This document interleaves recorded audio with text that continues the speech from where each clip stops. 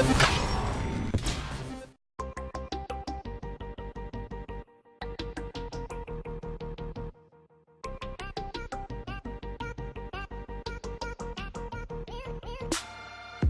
what's going on guys, this is Oliver from Techitron, and this is the Huawei GR5 2017 edition. The smartphone launched internationally about a week ago, and I've been using it for about the same period of time. This is my comprehensive review on the product. I'll get the elephant in the room out of the way first. This smartphone has two cameras on the back. The first camera is a 12 megapixel unit and the second one is a 2 megapixel unit.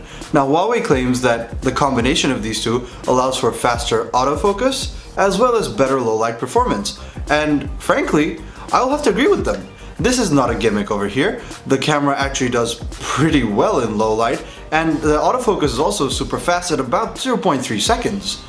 Now the size of each pixel is 1.25 microns, and what that means is when light enters into the smartphone's lens, there's more light captured by the lens, and so low light images look a lot better and brighter. In broad daylight, pictures look very good. On the default mode, colors pop and there's also a very impressive bit of depth of field, but sometimes I notice that brighter sections of an image get a little bit overexposed, but that's not really a recurring issue. On the other hand, there's also a very good and comprehensive manual camera mode, and that allows you to essentially tweak out everything that you really want to. Again, something that I prefer on my smartphones. The front-facing 8 megapixel selfie camera does a very good job too, and if you're taking these mainly for social media uploads, this is not going to disappoint. Dual cameras also allow for a rather unique bokeh feature. So to access it, you have to go into the aperture mode, and once you do that, if you click a photo, you can adjust the focal length as well as the aperture after you've taken a shot. Now what this does is it allows for very realistic bokeh effects, but if you push it all the way to the up or all the way in the bottom, you can realize that this effect is a little bit artificial. Another unique feature of this camera is a professional video mode. So I'm used to the professional camera mode, but this smartphone takes it to a whole nother level by allowing you to adjust the white balance, the exposure, and even the focus in video. And that's something that you won't even find in some of the highest end flagship smartphones of the day. Now I started off my YouTube channel with a smartphone camera, and if I had these features over there, I would have been able to make tons of better videos and just get a lot of shots that I wouldn't be able to get with something that has autofocus only, you know? So this is something that I feel a lot of aspiring, say, content creators or YouTube people will definitely appreciate about the smartphone. Before I talk about the design, I'm sure you've noticed that there are some bumps and scratches on the body of the smartphone. Now here's the story. I was trying to get out of a car and I dropped the smartphone face first onto asphalt, right? And the moment I did that, I thought, okay, here it is, phone's dead. I'm gonna have to go get this replaced. But I picked it up and I found the screen is completely spotless and there are only superficial scratches and bumps on the back of this device. Now I may have been lucky with this one, but this I think is a testament to the great build quality of the GR5 2017. The full metal body is excellently crafted and the back is slightly curved so that it fits better in your hand.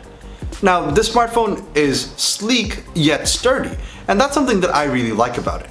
There's a third generation fingerprint scanner on the back, and this is something that works from virtually every single orientation, so it doesn't really matter how you're holding this phone, it's going to unlock it and it's going to do it very fast.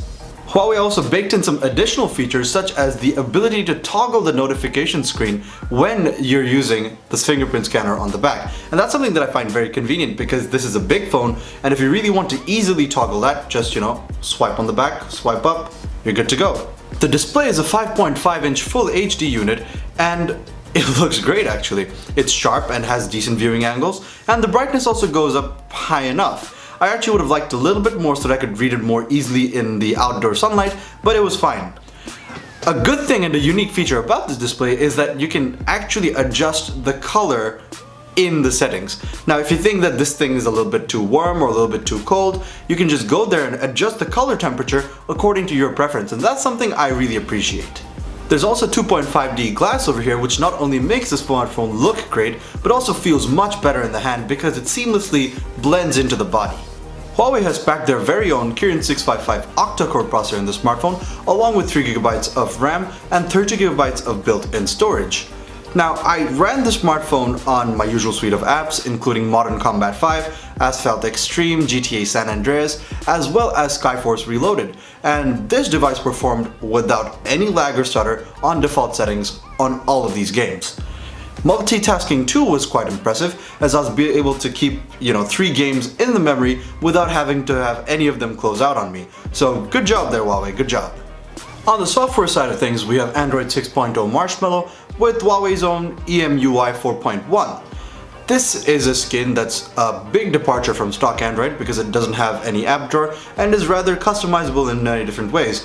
And the good thing about it is it's still very fast and smooth and not very laggy and slow like some of the other heavier skins we see.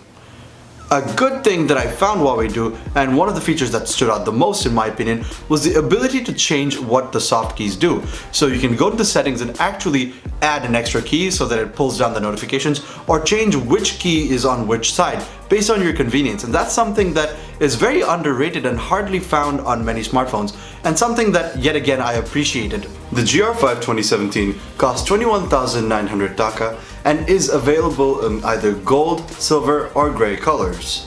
I've always said that my opinions about a device are based on my experiences with it, and this smartphone is no exception.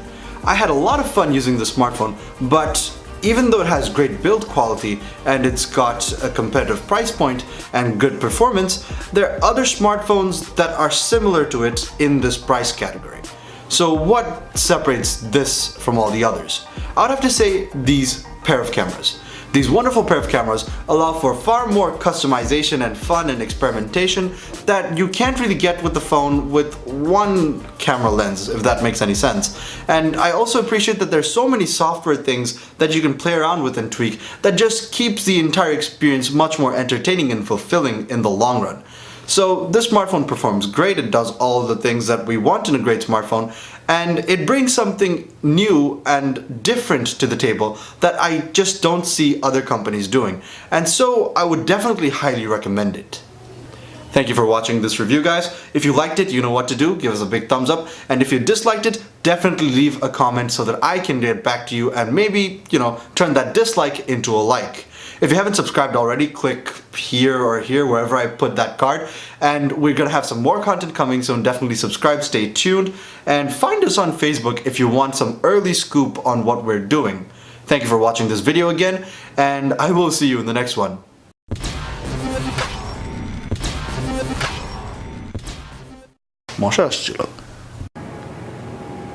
Plain. Again.